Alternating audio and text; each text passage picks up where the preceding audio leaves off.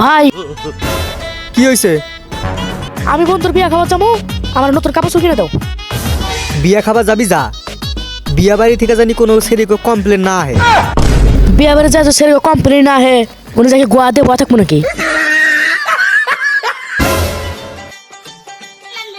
এ শুন শুন, তোর ফের কি আর কথা রে? আর আম্মু মোক কসলো রাস্তায় কার সাথে যাইলে ভালো পরামর্শ দিবার। দিয়ে দেখি মকো দুটা ভালো পরামর্শ। রে লাভলি চিনিস, ওটা 7 দিন ব্যবহার কর, পরে ভালো ফলাফল পাবো। চিস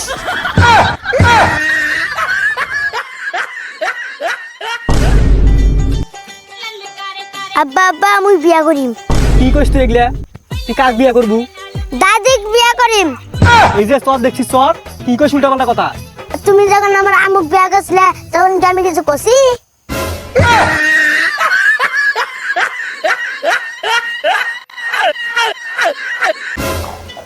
কিটা শখ, কোন ক্লাসে পড়িস? ক্লাস 4ত। হ্যাঁ কি কোস? তুই একটা সারা ক্লাস 4ত পড়িস? আরে এটাই বুঝলি না, মুই পরং 2ত, মোর গার্লফ্রেন্ড বের 2ত, সব মিলিয়ে 4ত বুঝলু।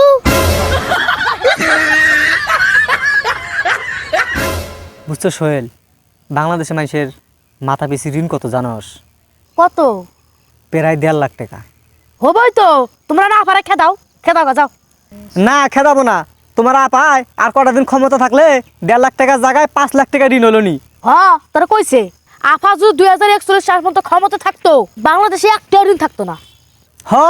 তোর আপায় 2041 সালে আলাদিনের চেরাক পেল নি, কি বাই ঋণ শোধ হলো নি? পাগলা স্যাংরা, 2041 সালে বাংলাদেশ সহায়তা ভারত, সব ঋণ ভারতের ঘাড়ে যা পড়তো।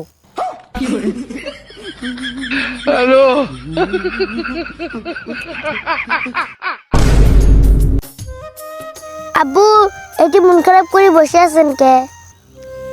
সেই কথা কইস না রে বাপ, মোর 50,000 টাকার খুবই দরকার। এটা কোনো ব্যাপার হইল? কুদ্দুস চাচার বেটা সেদিন বিয়া করে 3.5 লাখ টাকা আনিল। মোর কুয়ার কথা আমি কোন, তোমরা আর কি করবেন করো।